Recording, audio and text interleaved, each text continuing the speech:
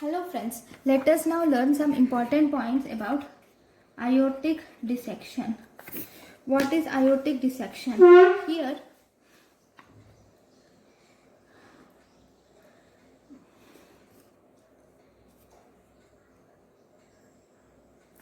Here if this is the intima, this is intima, and in the middle you will have media, and here you will have adventitia. Okay, the blood seeps into the media and forms a secondary channel, then it is called as aortic dissection. So what is aortic dissection? In aortic dissection, there is a dissection of blood between and along the laminar planes of aortic media. Okay, this will lead to formation of blood-filled channels. This will lead to formation of blood-filled channels in the aortic wall, thus leading to massive hemorrhage. Why does this occur? This is mainly due to the intimal tear. It occurs due to intimal tear. Because of the intimal tear, the blood goes from the intimal tear, the blood goes into the media.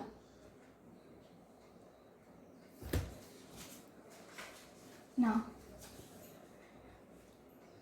what are the predisposing factors of aortic dissection?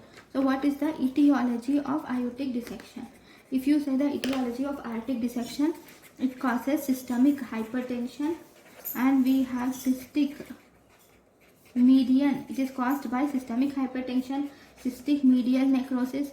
Actually, systemic hypertension is the causative organism in approximately 70% of patients. It is caused by Marfan syndrome or Ehlers-Danlos syndrome or any connective tissue disorders. These both are connective tissue disorders. Okay. Now, it can also occur by due to inflammatory aortitis. Inflammatory aortitis, which include Takayasu syndrome. It can occur in Takayasu syndrome, or it can even occur in giant cell arteritis. Right, so these are the important causes of aortic dissection.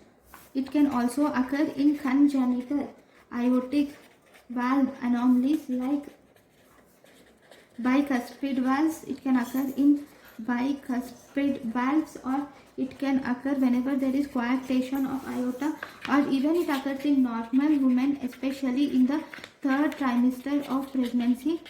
You will see aortic dissection.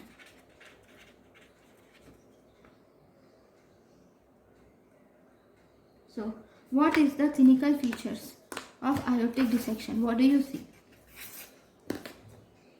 Now, the risk and nature of the complications, the risk and nature of complications of dissection, mainly it will depend on the level of aorta affected. It depends on the level of aorta affected.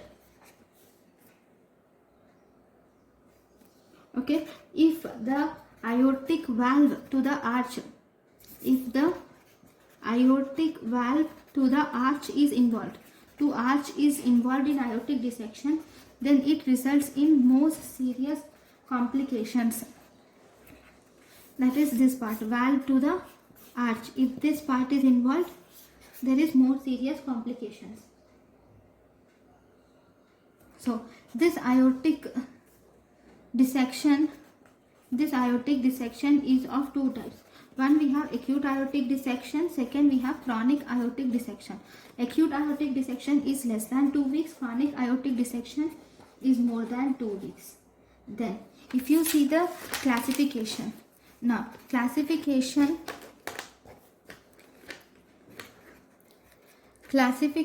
of aortic dissection.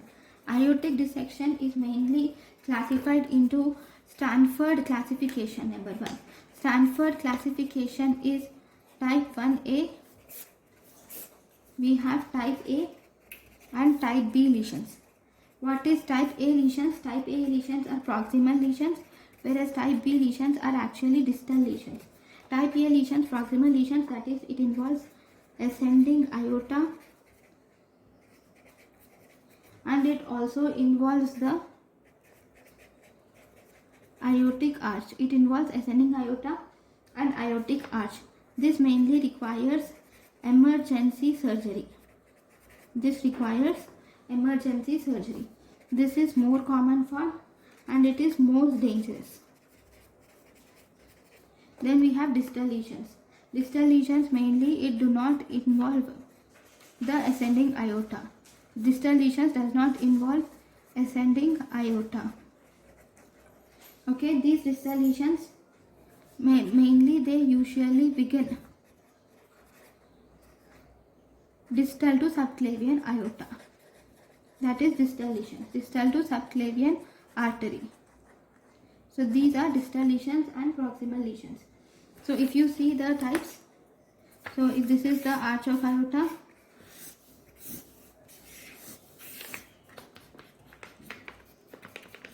okay, if it involves the proximal aorta, aortic arch and ascending aorta, then it is proximal lesions. Distal lesions does not involve ascending arch, they involve mainly the descending arch. So these are distal lesions. So in proximal lesions, they might even involve the distal aorta also. Okay, so this is Stanford classification. Then we have one more classification of aortic dissection, which is called as DeBakey classification. DeBakey classification, DeBakey classification of aortic dissection. It is divided into 4 types actually. We have type 1, type 2A, type 3A, type 3B. In type 1, this mainly involves the ascending and descending aorta. Type 1 involves ascending and descending aorta. Then type 2A involves ascending aorta only. Then we have type 3A, it mainly involves the descending aorta only. Then we have type 3B. Type 3B involves type 3A, that is descending aorta along with the abdominal aorta. We call it as type 3B. So I will just draw the diagrams. So this is the aorta, second aorta, third and fourth.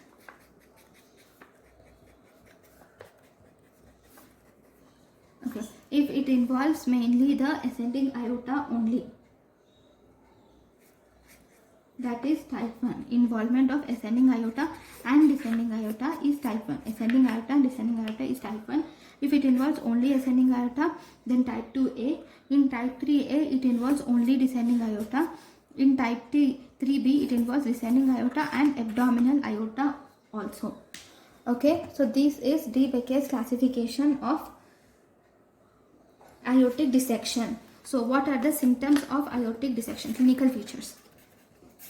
If you see the clinical features, the patient presents with sudden excruciating pain.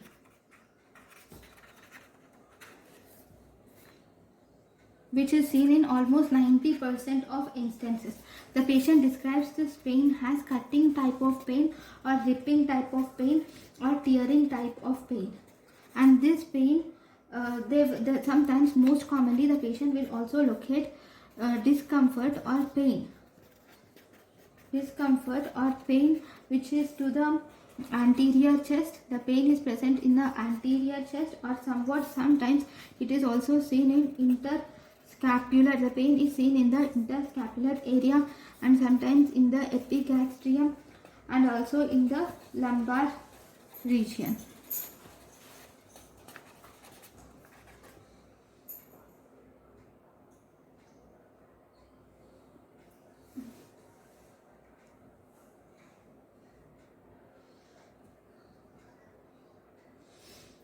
So the pain, if you see, it is located in more than one of the 4 sides. In these one of the four sites which are mentioned here, it is present in one of the four, more than one of the four sites.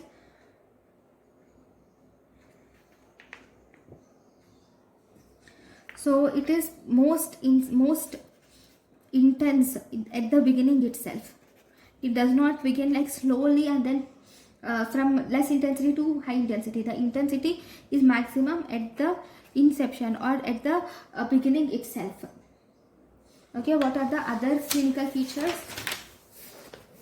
Other important points, if you see, if you were asked what is the most common cause of death in patients with aortic regurgitation, in patients with aortic dissection. In patients with aortic dissection, the most common cause of death is rupture of the dissection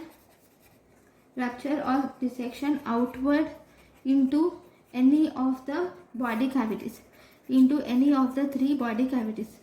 That is the most common cause of death, like pleural cavity, pericardial cavity, rupture of the dissection into pleural cavity or pericardial cavity or peritoneal cavity is the most common cause of death.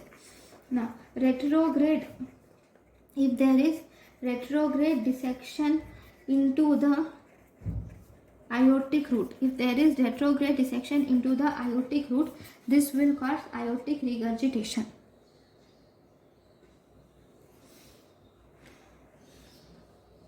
Okay, that's the common clinical manifestations. If we have to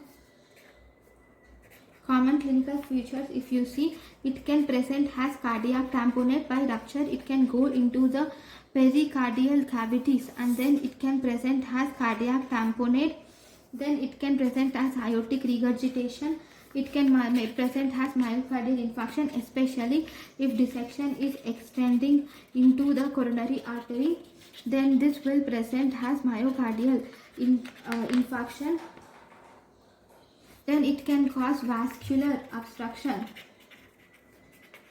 Why? Because this vascular obstruction is due to the extension, or if the dissection is extended into the great arteries, if this has extended into the great arteries of the neck, or if it is extended into coronary artery, or it is extended into renal artery or mesenteric artery or iliac artery, then we should then it can cause vascular obstruction. Then the next is transverse myelitis.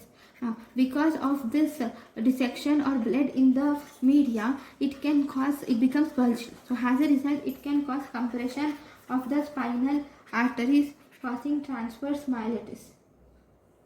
Now, if you do physical examination, on examination you will see murmur of aortic regurgitation. Murmur of aortic regurgitation is seen in half of all patients, and you can see hypertension. It is seen in 80% of the patient. You will see widening of mediastinum is seen, and also acute pleural effusion can occur. And one important thing about aortic dissection is here you will see presence of asymmetric blood pressure and pulses between the arms. Then what are the investigations that you do? Now, if you do, what are the investigations? Investigations that are done are chest X-ray. In the chest X-ray, you will see presence of widened mediastinum is seen on chest X-ray. And you can do CT scan. On CT scan, you can see some flap-like thing like this. Okay, this is the aortic dissection which you can see, which is flap-like thing on CT scan. One more thing, on chest X-ray, you can also see presence of pleural cap can be seen. And on chest X-ray, sometimes if there is left pleural effusion can be seen. If it has bulged or if it has ruptured into the pleural space, then it can cause left pleural effusion with extravasation of blood. Then it can also cause that transthoracic echocardiography should be done. When you do transesophageal echocardiography can be done. If you do transesophageal echocardiography, you can visualize the aortic valve and thoracic aorta, so that you can clearly measure the diameter, and then measure when you can see the aortic dissection. Then you can do ECG. On ECG, you will see left ventricular hypertrophic change. You can see pericarditis, and then you can also see heart block. Okay, cardiac MRI can also be done. Cardiac MRI is preferred in stable patients. Okay, then you can do troponin I also. Why? To rule out MI.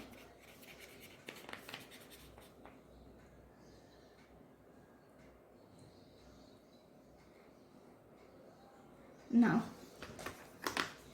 treatment. If you see the treatment, in the treatment, medical treatment is started as soon as possible. Medical treatment should be started as soon as possible. So first you can start IV beta adrenergic blockers are started immediately. IV beta adrenergic blockers are started immediately. And what is the drug used? If you were asked, drug most commonly used is IV esmolol is most commonly used. Okay, the other drugs like IV nitroprusside is used along with a beta blocker. Used along with beta blocker. IV labetalol is the beta blocker which is used. Then IV calcium channel antagonists can be used. Used if you cannot, if nitroprusside or labetalol are contraindicated, then you can give IV calcium channel blockers can be given. IV ACE inhibitors can also be used. Then drugs like direct acting. If you see direct acting vasodilators, which include diazoxide and hydralazine. Direct acting vasodilators like diazoxide and hydralazine, these are actually contraindicated. Reason is they will increase the hydraulic shear. Because they will increase the hydraulic shear, these will propagate or precipitate the dissection. So as a result, drugs like diazoxide and hydralazine are contraindicated. Now if you were asked what is the treatment of choice, treatment of choice is surgical repair. So this is about aortic regurgitation. Thank you for watching.